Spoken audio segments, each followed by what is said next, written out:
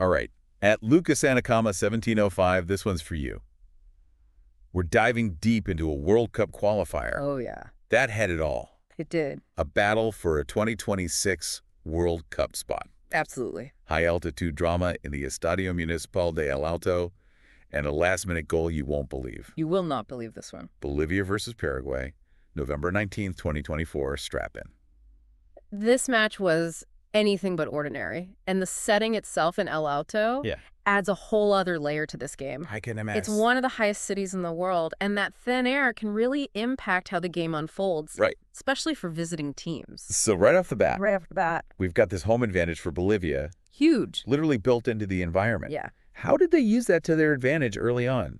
Did they take Paraguay's breath away, so to speak? Well, they certainly put the pressure on early. Their midfield trio, Miguel Terceros, Romero Vaca, and Luciano Chavez, were in sync right from the start. Wow. They dictated the pace and created a handful of scoring opportunities. So they were really taking advantage of Paraguay's struggles to adjust to the altitude. Yeah, it's tough to maintain that high intensity when you're not used to the thin air. You're telling me.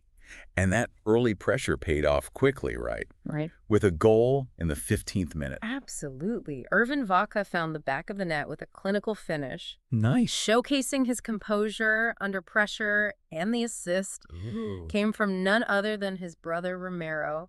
That Vaca family connection was on full display. I love that. It seemed like Bolivia was well on their way to a dominant victory.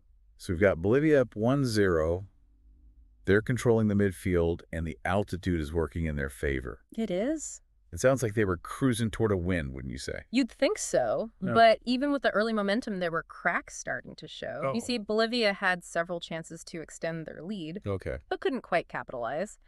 And defensively, let's just say they left themselves a little vulnerable at times, particularly on the counterattack. That aggressive play style, while effective in the first half, had the potential to backfire.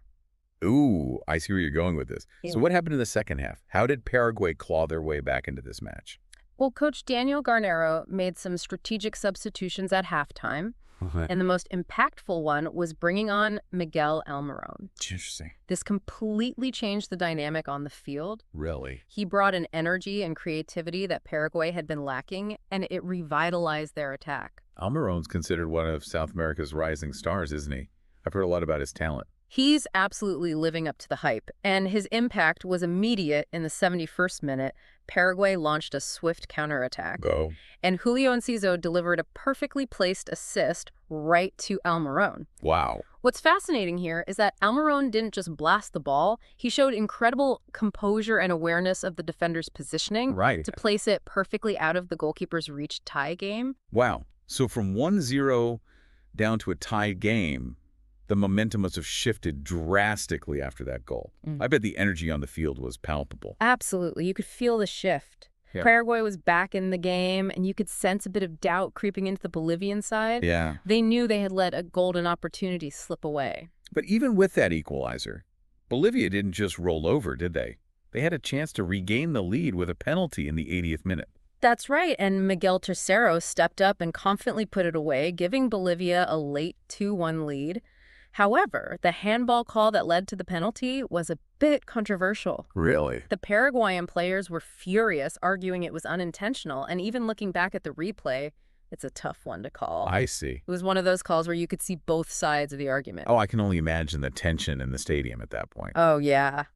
So with just minutes left on the clock, Bolivia's up 2-1. It seems like they've finally secured the win, right?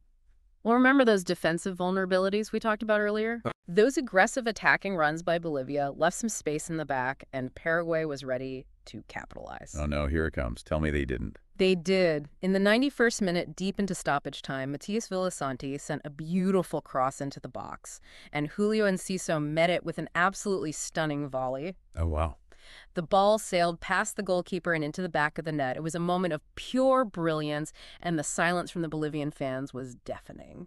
Wow, a last-minute stunner like that must have been heartbreaking for Bolivia and absolutely electrifying for Paraguay. Talk about a roller coaster of emotions for everyone watching. For sure. So the final whistle blows, and it's a 2-2 draw. What are the key tactical takeaways from this match? For Bolivia, it's a lesson in finding that delicate balance between attack and defense. Their high press and aggressive play were certainly effective, especially at altitude, but it also left them exposed to those quick Paraguayan counterattacks. They were essentially playing with a high defensive line, which meant that when Paraguay won the ball, their forwards had space to run into behind the defense. It's a risky strategy, especially when you're clinging to a lead late in the game. That makes sense. So it sounds like they need to tighten up their defense without sacrificing their attacking threat. Yeah. It's a tough balancing act. Yeah. What about Paraguay? What can they take away from this match? Paraguay showed resilience and the ability to capitalize on their opponent's mistakes. Right. But they also reveal that relying solely on counterattacks can be limiting. Okay. They need to find ways to control the tempo of the match and create more opportunities from open play rather than relying solely on quick transitions. So it's not enough to just absorb pressure and wait for the chance to counter. Exactly. If Paraguay wants to consistently challenge the top teams in South America, they need to develop a more well-rounded approach. They need to be comfortable dictating the pace and creating chances, even when they don't have space to counterattack. Let's talk about the aftermath of this draw.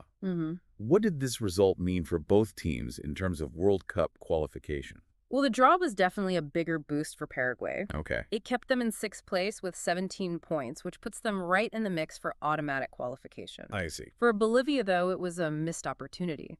They remained in 7th place with 13 points, making their chances of reaching the World Cup look even slimmer. I bet the fans had very different reactions after that final whistle. Absolutely. You could sense the disappointment among the Bolivian fans. They came so close to a crucial victory only to see it slip away in the dying seconds. Yeah. On the other hand, the Paraguayan supporters were ecstatic. They had traveled to one of the most challenging venues in South America and escaped with a valuable point, keeping their World Cup hopes alive. Speaking of challenging venues, can we circle back to that altitude factor for a second? Sure. You mentioned it played a big role, but for those of us who may not fully understand, how exactly does it impact the game? Playing at high altitude is a game changer. Yeah. Especially for teams that aren't accustomed to it. The air is thinner at high altitudes, which means less oxygen is available for your muscles. So players get fatigued more quickly, their decision-making can be affected, and it's just harder to maintain a high level of intensity for a full 90 minutes. So it's not just about being a little more winded, it actually impacts the player's physical and mental performance. Yeah. That's fascinating. It almost sounds like Bolivia has a secret weapon. An extra player on the field, so to speak. You could say that. It's a significant advantage, and Bolivia certainly tries to use it to their advantage. Right. They press high force, a fast tempo, and try to wear down their opponents. Which almost worked in this match if it weren't for Enciso's incredible goal. Speaking of Enciso, he really stole the show with that last-minute volley. What a talent. He was phenomenal. That goal alone really put him on the map, and it's clear he has a bright future ahead of him. Absolutely. On the other side, Miguel Terceros also had a strong performance for Bolivia. These two young players really showcased their skills in this match. It's always exciting to see the next generation of talent emerge on the international stage. This match really had everything, didn't it? It did. The drama, the tactical battles, the individual brilliance, and those moments of controversy. Definitely. At Lucas Anacama, 1705. What were your thoughts on this thriller? Were you on the edge of your seat? It was a classic example of South American World Cup qualifying. Yeah. Regardless of who you were rooting for, you have to admit this match kept you glued to the screen from start to finish. This match really emphasized the fine margins that exist at this level of football. One missed opportunity, one defensive lapse, one moment of brilliance. It's true. Any of those can completely change the outcome of the match. And that's what makes it so captivating to watch. You never know what's going to happen next. And this Bolivia-Paraguay match was a perfect example of that. Right. At Lucas Anacama, 1705. And everyone listening, here's something to think about. Imagine you're the coach of either Bolivia or Paraguay. What's the one thing you'd focus on to boost your team's chances of making it to the World Cup? Is it a tactical shift? Maybe developing a key player? Or even a change in the team's overall mindset? Let us know in the comments. We love hearing your thoughts. Until next time, keep exploring, keep learning, and keep diving deep.